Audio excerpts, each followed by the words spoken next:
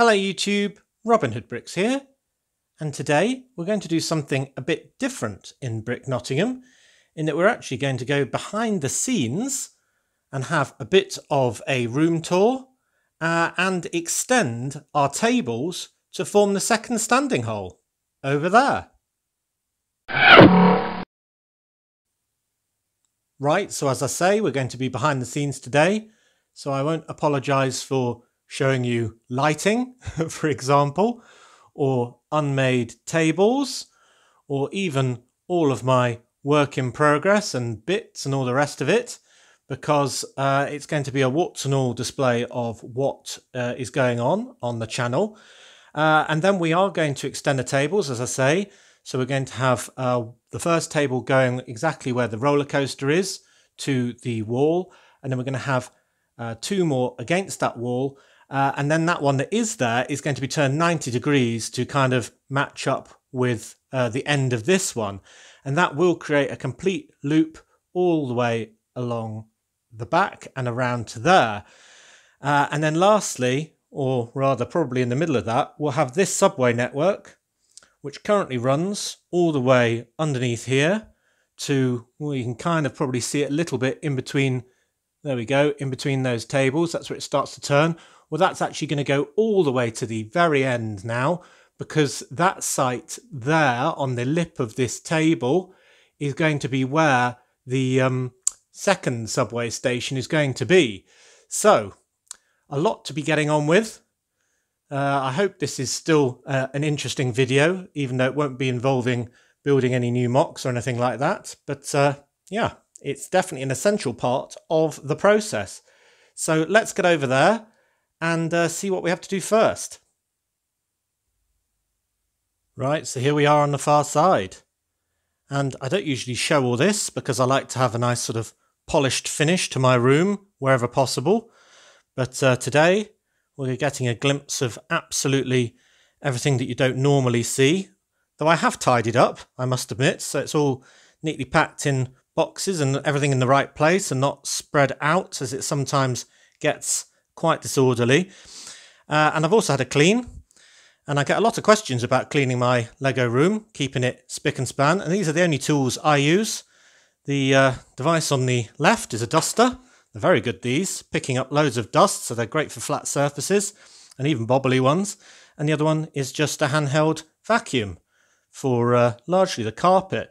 And the other thing to say really about the cleaning is just to keep the door of the Lego room shut, which is over there, because 90% of all dust comes from humans and pets.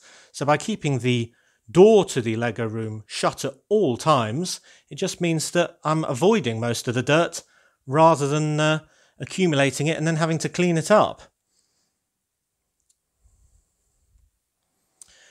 Right, so onto this table, where I actually keep all of my interesting parts and my smaller parts. Believe it or not, this collection here and these boxes and containers and bags here are all of my spare bricks. I get requests to actually look at my setup around my build table, and there's absolutely nothing Lego downstairs in my build table. That's my office for work. So basically this is all of it, and you might think that's a very small amount for the amount I build. It's not all the bricks I have outstanding. I have a lot of bricks in boxes and in bags in boxes, one for every single project that I'm currently doing. So for example, my bus that I recently made would have been in here in pieces as I was buying and collecting the pieces in a bag. And then when I had all the pieces, I could bring out that bag and build it for you. And indeed, existing sets that I have that I haven't yet modified or something like that, much like the starter set for my hospital that I'm currently building, would have also been in one of these boxes and then brought out for use in the city. So yeah, so that brings us to all my spare bricks. I say all, it's quite a lot for some people. But for other people who've got vast sort of walls of drawers and all the rest of it, not very much at all. So I'm going to start here. Here's just my big plates in light bluish grey and dark bluish grey, just for, well, buildings really. So it's good to have a nice supply of these because you use them so often. This sort of tub is containing loads and loads of bags of different types of things, kind of special things. So you can see that one's sea life. We've got waste bins, crates, glasses, electrical equipment and cameras and things like that. So there's all sorts of different stuff in there. Then I've got some really sort of specific things that I'm planning to use, like say that fan piece that I recently got, the beginnings of my second drone. I'm just missing one piece for that I'm using that grey tile for. Big cake, things like that. And then I've got 1x2 plates, 1x1 round plates, jumper plates, modified bricks, well, kind of modified tiles really, panel pieces, cheese wedge pieces, modified plates, modified plates, modified plates, all sorts of stuff, just miscellaneous really. Some bigger bits that I am keeping separate to inspire me in future builds, and then other sort of medium-sized pieces that I'm going to be using as inspiration for builds. So there's that crane we got in the recent haul. There's the sort of mode bags that I've been collecting for shopping. Some panel pieces there with the sort of cocktails on, for example. That was a recent one. Some nice new 2x4 tiles for stickers. Some other decorated pieces. And here's my bigger decorated pieces that I haven't yet used with graffiti on. That Duke Kaboom. There's that space panel there. There's that advert with the cheetah, was it? Or leopard? I can't remember. So there's all sorts of things there. And here's some decorated bricks that I bring out every now and then. This is the carriage, which my camera goes on to make train cam. I have to actually mount the camera directly onto the tram itself. So I have to take apart the tram when I do tram cam almost entirely, which is really annoying, which is why we don't have that many tram cams. But this is the train cam carriage. So there we go. There's some bags with some all my sort of clear bricks of all different shapes and sizes. Spare ones of them. I just keep them separate so they don't get too bashed up. Here I've got my 3 rides that I've already done. So if you haven't seen these in past videos, they are available for you to watch on the channel. So there's my Funny Octopus ride. There's my Venus Fly drop, which is great. And there's the Ideas rocket ride. So I've done all those already, and they're just waiting here for my fairground to come into being. As is this rocket, which was part of a set that I've already put in the city. Then here are some other stuff. So this container over here actually has all of my bricks on one side and plates on the other. Now, you might not believe that's all I've got, but that really is it. So when you suggest an improvement and say, oh, why don't you add this? And I say, ooh, I haven't got that brick. That's because if it ain't in here, I ain't got it.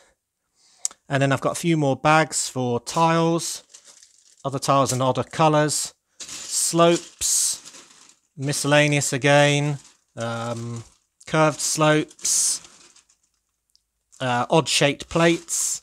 That's a big bag of all sorts of Technic.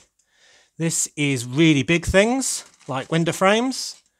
Back there is my collection, which is getting rather large actually, of fairground bright green plates and dark tan plates for the paths. So that's all going to be forming the ground layer of my fairground. And then here are more bags sort of sorted by type. So I've got fences there. What's that? Dishes, profile bricks, what they call brackets. So you can see that is my entire piece collection. Quite impressive or surprisingly unimpressive. You decide. Yeah, so that's one set of what I've got. This is the other side. Boxes, as I said, with all my projects in. So I won't be going into those because it'll be full of spoilers. And that really is it.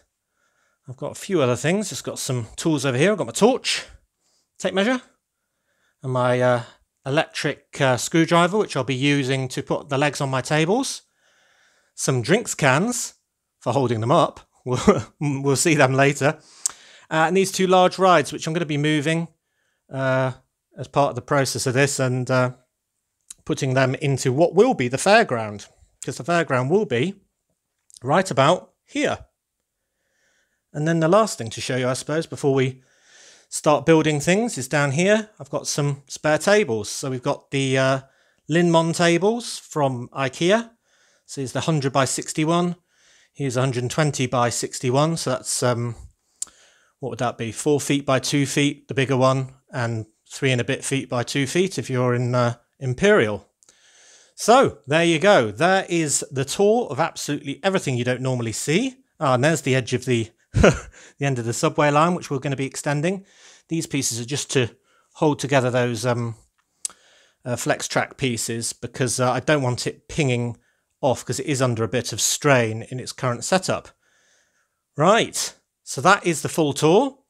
So I suggest first what we do is clear this table here so I can extend that subway line before we put another table next to this one to cover it up and form the basis of a whole new district.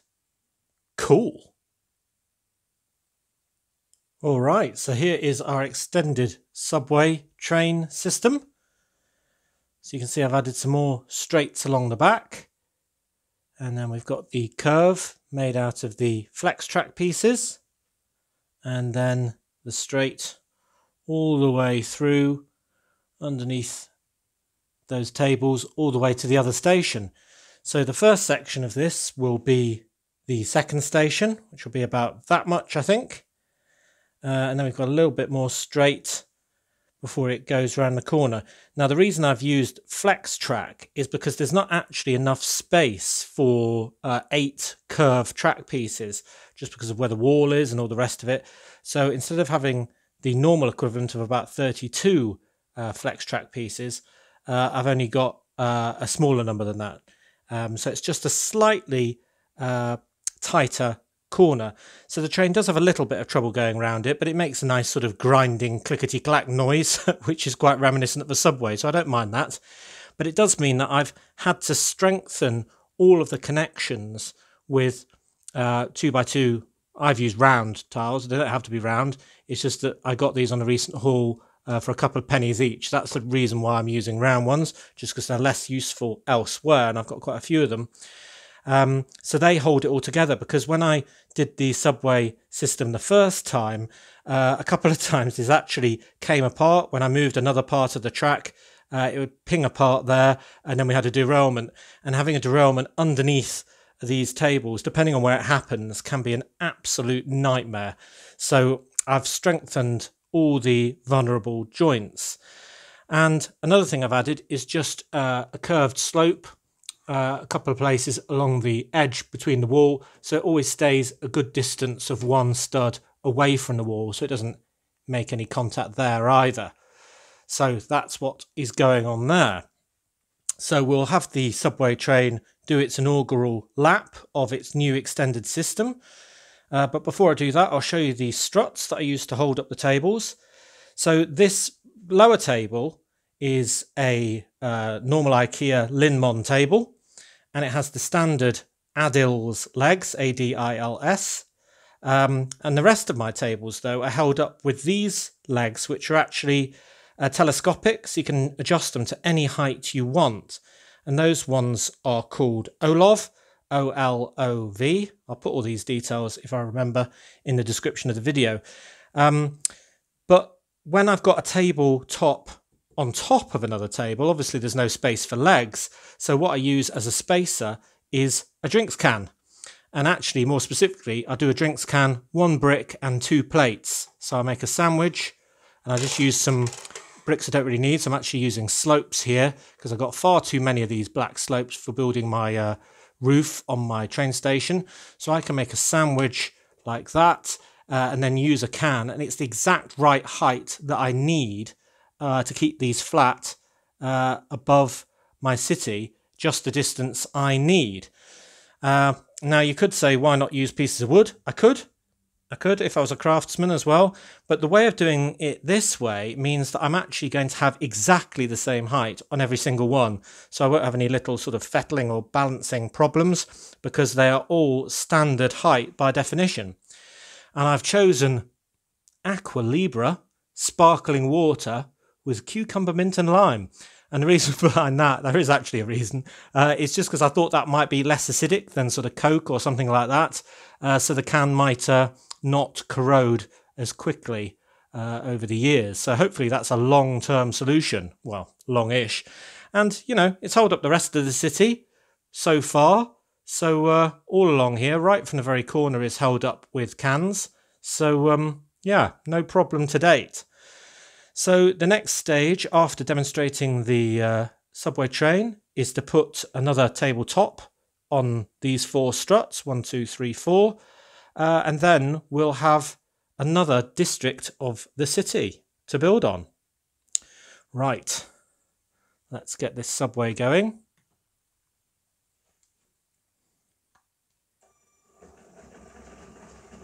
Let's hope we don't get a derailment. Off he goes. He just went through the station, I noticed. I missed that with the camera, but you can hear him coming back. Hey! So there we are. So the next station will be kind of about there. Maybe about 4 track pieces long.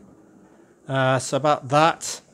So the next set of tables will take over from that side. So you'll see it kind of like that. And then in that station over there, which I missed again.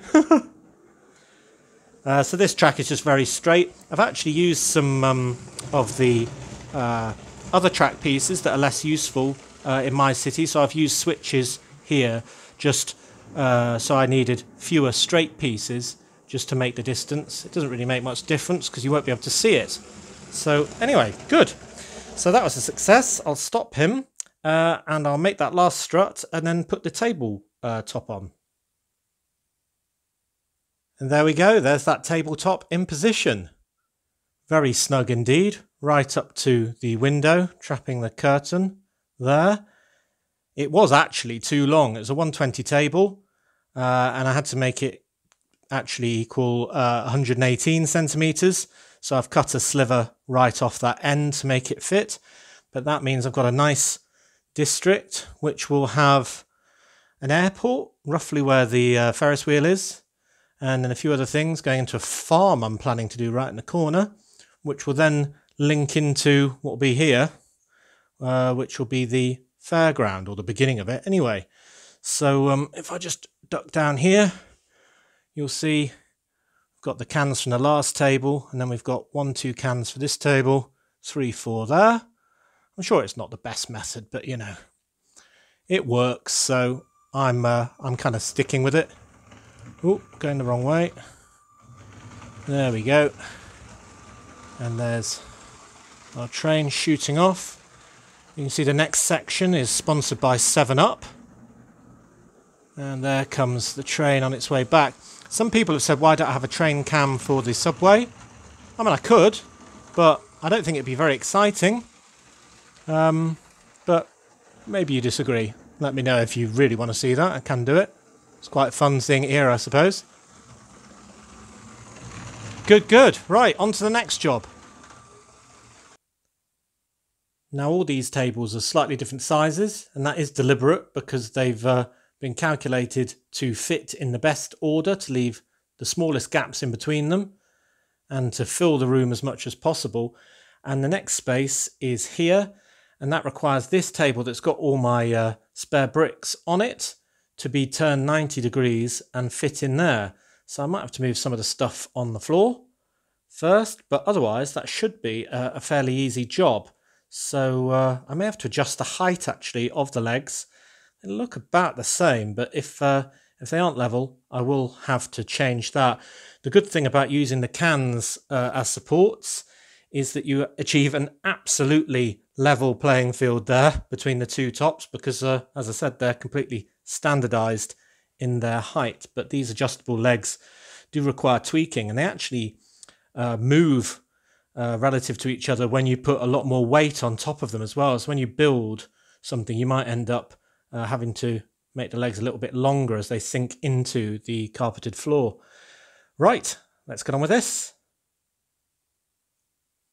Right, well that wasn't too bad. Turned that 90 degrees so it's against the wall and in the corner. I did have to adjust all 4 of the legs so it was the same height. It was a little too high, but now it's roughly level. I may have to fine tune that later, but no worries there. All my pieces still on the top. And then the next stage is to fill in the gap between the funfair, where I've just moved my rides that were waiting. So they're all together now. So you can see how big this thing's going to be, because I've got plans for at least, I don't know, 5, 6, 7, 8, 9 more rides. I don't know really. But the next stage is to then put 4 legs on each of these tables, and they'll roughly span the gap between there and there, where the Funny Octopus ride is.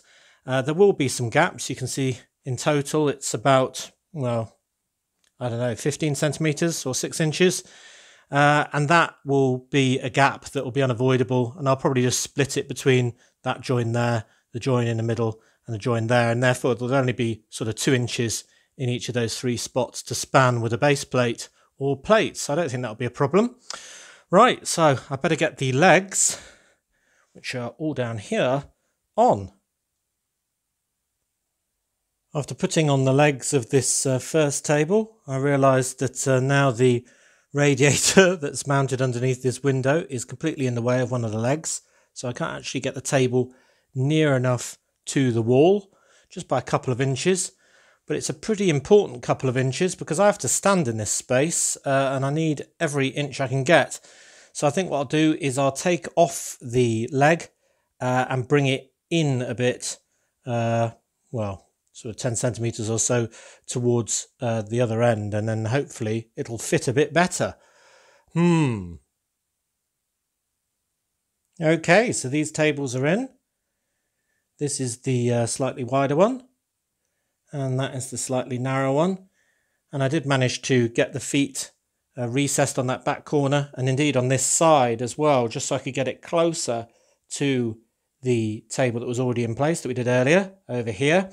And there's a small gap there, a small gap in the middle, and a small gap on this side. And I may tweak them a little bit to make those a bit more even in due course, but essentially they're going to be just spanned by base plates or plates. And these 2 tables are going to be completely filled with a 100% motorised fairground. And indeed, these rides will all be part of that, but these tables will actually be a little bit lower than the ones on either side, just because I'm going to have kind of a recessed space in which I'm going to capture all of the wires for all of the power functions, and indeed some of the motors as well, just so it looks as kind of seamless as possible without any horrible workings on view. So now we're standing in the second full donut of tables. This one's slightly narrower at about 19 inches across as opposed to 20, which is the other one, which makes it a little bit harder to work in. And indeed to get to, because I have to crawl underneath this table to the other hole and then underneath the bridges to get out of the door of the Lego room. So my knees are permanently worn out from doing that. And going forward, we are going to have to see the bottom of my lights, my filming lights, and indeed my unused pieces a lot more often. There's the other light. Now, I've always hidden those before from view just by having them at this unused end of the Lego room, but I can't keep doing that anymore because, well, the entire room is in use now. So you'll have to get used to and excuse the sight of seeing some of the equipment on show. It's just unavoidable. Power cables and so on. It's just an unfortunate necessity. Now, I'm very happy with this. Let's get this going. See if I can do it without blocking the IR. There we go. See if we can get it visible in the second one. Oh, yeah. That's pretty cool. So, yeah, it's been a great success today. Maybe not as entertaining as usual in that we haven't made any wonderful mocks or anything like that. Here it comes. Ooh. Oh, there we are. But it is a very necessary part of the channel, expanding things like tables, and I think it's worthwhile me showing you the entire process of having a Lego City and not just the more interesting bits. So I hope you've enjoyed it. Do let me know what you think. Ooh. Hey.